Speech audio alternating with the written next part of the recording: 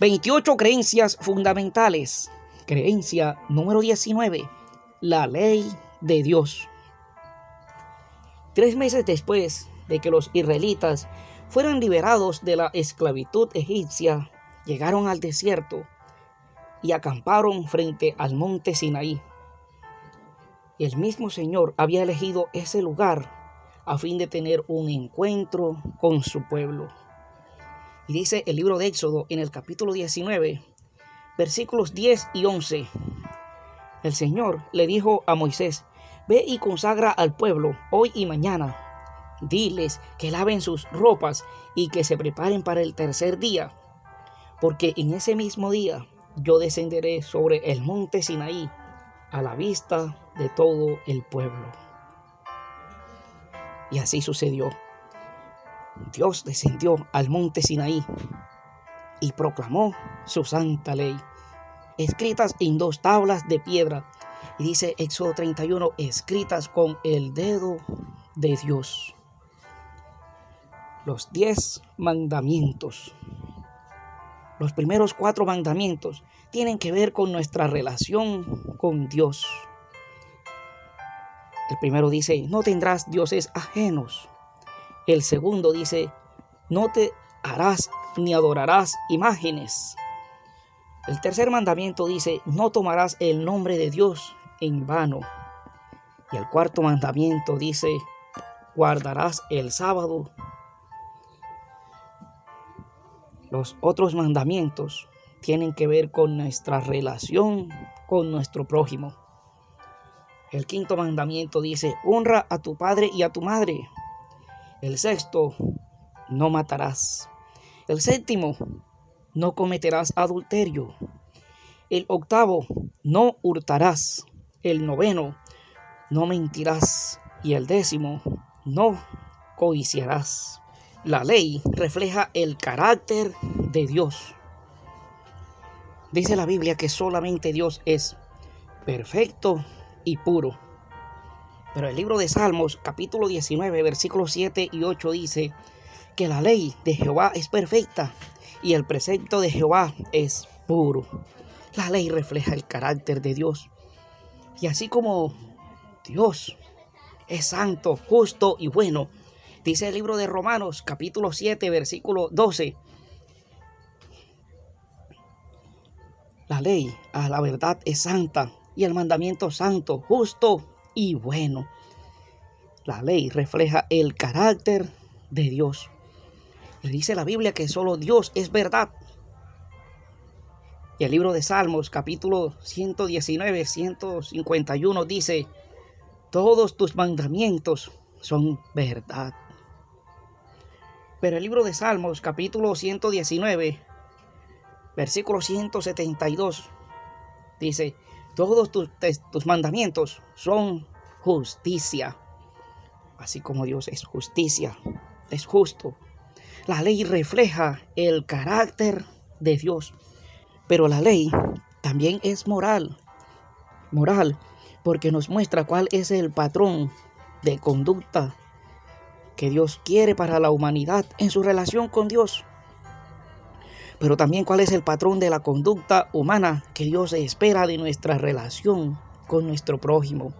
¿Qué espera Dios que hagamos para con Él y para con nuestro prójimo? Y diferente a que muchos puedan ver la ley como una serie de prohibiciones negativas, en realidad la ley es positiva. Porque el mandamiento que dice no matarás, su parte positiva es promoverás la vida. O el mandamiento que dice no cometerás adulterio, su parte positiva es respetarás la mujer de tu prójimo o respetarás a tu esposa. O el mandamiento que dice no hurtarás, es la parte positiva: respetarás los bienes ajenos. ¿Y cuál es el propósito de la ley? 1. Revelar cuál es la voluntad de Dios para la humanidad. ¿Qué espera Dios de ti? ¿Qué espera Dios de mí? Y nos dice el libro de Santiago en el capítulo 2, versículo 10. Porque cualquiera que guardare toda la ley, pero ofendiere en un punto, se hace culpable de todos. Y Jesús en el libro de Mateo, en el capítulo 19, versículo 17, dijo: si quieres entrar en la vida, guarda los mandamientos. Esta obediencia es posible únicamente por medio del poder del Espíritu Santo en tu vida y en mi vida, en nuestro interior. Y esta obediencia es únicamente posible por amor a Dios. Por amor a Dios guardamos sus mandamientos. Jesús lo dijo en el libro de San Juan, en el capítulo 14, versículo 15. Si me amáis, guardad mis mandamientos. Es por amor que se obedece la ley de Dios. La ley no nos salva. La ley no nos provee salvación. La ley nos muestra qué es el pecado. Dice Romanos en el capítulo 3, versículo 20. Por medio de la ley es el conocimiento del pecado. Y el capítulo 7, versículo 7. Yo no conocí el pecado sino por la ley. La ley nos muestra nuestra condición de pecadores. Nos muestra cómo estamos delante de Dios. Cómo está tu vida, cómo está mi vida. Vemos en qué hemos fallado. Si hemos cometido adulterio, si hemos robado, si hemos mentido, si hemos deshonrado a nuestro padre, a nuestra madre, si hemos adorado imágenes, si hemos tomado el nombre de Dios en vano. Ahora nos muestra nuestra condición, pero nos muestra nuestra necesidad de ir a Jesús. Nuestra necesidad de ir a Jesús y lavarnos en la sangre del Cordero. Nuestra necesidad de pedirle perdón a Dios por haber pecado. La ley nos muestra nuestra condición de pecadores. Ahora nos preguntamos, ¿cómo fue la relación de Jesús con la ley? Jesús dijo en el libro de Mateo, en el capítulo 5, versículo 17, no penséis que he venido a abolir a la ley o a los profetas.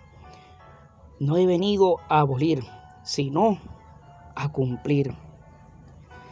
La expresión pleroma, traducida como cumplir, también puede traducirse como completar o llenar. La Biblia, la versión Dios habla hoy, dice: no crean ustedes que yo he venido a suprimir a la ley o los profetas.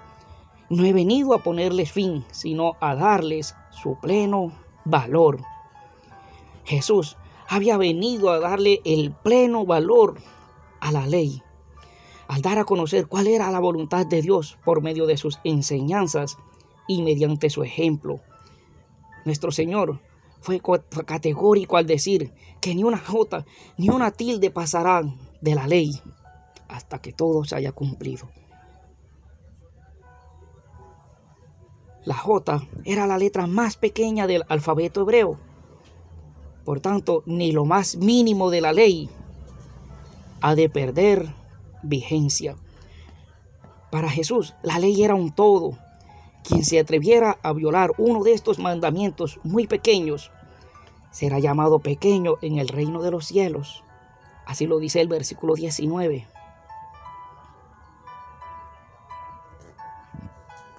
En el tiempo de Cristo, los escribas habían elaborado una lista exhaustiva de ordenanzas a las que Jesús se refirió como cargas pesadas y difíciles de llevar. En cambio, los seguidores de Jesús hemos de concentrar toda nuestra atención en lo más importante de la ley: la justicia, la misericordia y la fe, como lo dice Mateo capítulo 23, versículo 23. ¿Quedó la ley abolida? Muchos utilizan el libro de Romanos en el capítulo 10, versículo 4, que dice: Cristo es el fin de la ley, para que todo el que cree reciba la justicia. La palabra traducida como fin es el término griego telos. Esta palabra también puede traducirse como propósito objetivo o meta final de algo. En otras palabras, el apóstol está diciendo, Cristo es la meta final de la ley. Cristo es el propósito o el objetivo de la ley. La palabra allí traducida nos está indicando que la ley llegó hasta allí, hasta Jesús. Está indicando que la ley apunta o nos lleva a Jesús, pero no que la ley esté abolida. Muchos también utilizan el libro de Efesios en el capítulo 2, versículo 15, aboliendo en su carne las enemistades, la ley de los mandamientos expresados en ordenanzas, para crear en sí mismo de los dos uno solo y nuevo hombre, haciendo la paz. El contexto no indica que esté refiriendo a los 10 mandamientos. Los judíos y los gentiles estaban separados, estaban divididos por algo llamado la circuncisión. Esa era la separación. Pero esta ley de la circuncisión ahora separa y une a los gentiles con los judíos, une al mundo cristiano. Dice el versículo 11, por tanto, acordaos de que en otro tiempo vosotros, los gentiles, en cuanto a la carne, erais llamados incircuncisos por la llamada circuncisión hecha con mano en la carne. En aquel tiempo estabais sin Cristo, alejados de la ciudadanía de Israel y ajenos a los pactos de la promesa, sin esperanza y sin Dios en el mundo. Pero ahora en Cristo Jesús, vosotros que en otro tiempo estabais lejos, habéis sido hechos cercanos por la sangre de Cristo. Lo abolido allí es la circuncisión, esa ley que separaba al judío del gentil, y ahora todos hechos un solo pueblo. No se refiere a los 10 mandamientos. Otros malinterpretan Romanos capítulo 6, versículo 14. Porque el pecado no se enseñoreará de vosotros, pues no estáis bajo la ley, sino bajo la gracia. Muchos malinterpretan este texto y dicen que por estar bajo la gracia ya no es necesario obedecer la ley.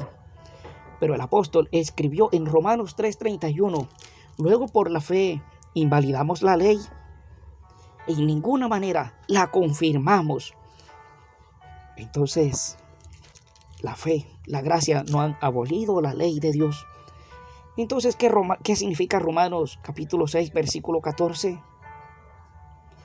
Romanos 6, Romanos 7 y Romanos 8 están entrelazados y muestran cómo el ser humano tiene dos naturalezas. Una naturaleza carnal que actúa en su cuerpo como una ley y le lleva a lo malo, le lleva a desobedecer a Dios. Y el apóstol escribió, las cosas que quisiera hacer no las hago, y las que no quisiera hacer, esas hago. Miserable de mí, ¿quién me librará de este cuerpo de muerte? Porque este cuerpo nos lleva a lo malo y actúa como una ley en nuestros miembros. Pero cuando tú estás en Cristo Jesús, ahora hay una naturaleza espiritual. Una naturaleza espiritual llena del Espíritu Santo cuando estamos en Cristo Jesús. Y ahora hay esas dos naturalezas, la carnal y espiritual, luchan entre sí. Y ahora el apóstol dice, ya tú no estás bajo esa ley de esa naturaleza carnal. Ahora tú estás bajo la gracia del Señor. Y nos dice Romanos capítulo 8, versículo 1. Ahora pues ninguna condenación hay para los que están en Cristo Jesús, los que no andan conforme a esa naturaleza carnal, sino conforme al Espíritu.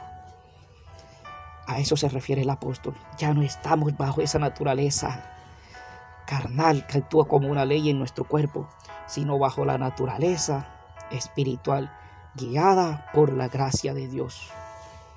La ley es santa, justa y buena. Nos muestra el pecado, pero nos muestra nuestra necesidad de ir a Jesús. Tú y yo necesitamos a Jesús, entregar nuestras vidas como Salvador. Dios te bendiga.